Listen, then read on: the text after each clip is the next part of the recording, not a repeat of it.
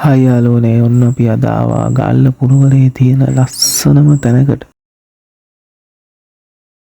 ගාල්ලෙන් පොඩ්ඩක් ඇතුළට එන්න ඕනේ. ඒ වගේම අපිට වාහන දාලා පොඩ්ඩක් පයින් යන්න වුණා. පොඩ්ඩක් කෙන කිලෝමීටරයක් විතර පයින් යන්න වුණා. අපි අද යාළුවෝ ටිකත් එක්ක ආවේ ආතල්ලයක් දාන්න බලාගෙන බලමු අපි අද ගිහලා කොහොමද තැන කියලා. චුට්ටක් යන්න ඕනේ. ඉතින් පයින් කැලෑ මැද්දවලින් තේ කෑලි වලින් ලස්සන ප්ලේස් එකක් ඉතින්.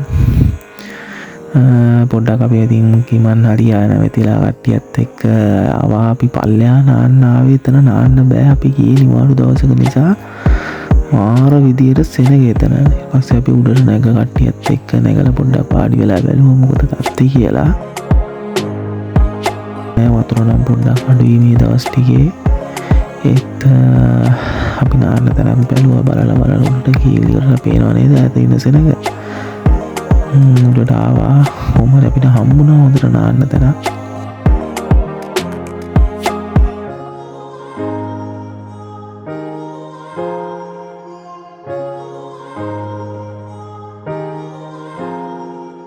ලස්සන ප්ලේස් එකක් මේක ඇත්තටම.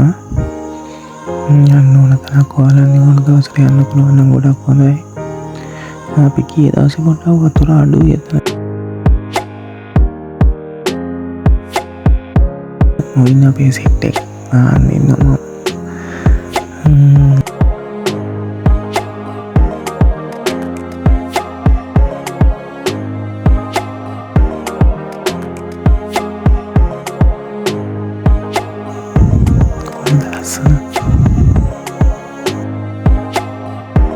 මාරම වයිබ් එකක් මෙතන තිබුණේ. හැමෝටම බයි කියනවා. අපි නැවතයි මේ වගේ vlog එකකින් හම්බෙමු. ගිහින් එන්නම්. බයි බයි.